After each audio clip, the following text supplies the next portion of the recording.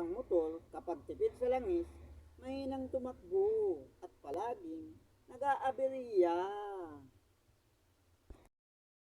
Pero pag sagana sa langis, mabilis tumakbo at palaging nakakondisyon ang makina. Kapag sa babae, kulang sa langis, palaging mainitin ang ulo at palaging nagdadabog o nagwawala.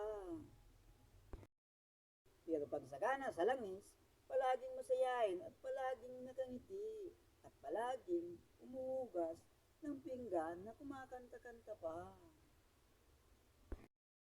Ang lalaki, kapag hindi nakaka-chainswell, mainitin din ang ulo at palaging nagdadabog o kaya palaging naglalasing.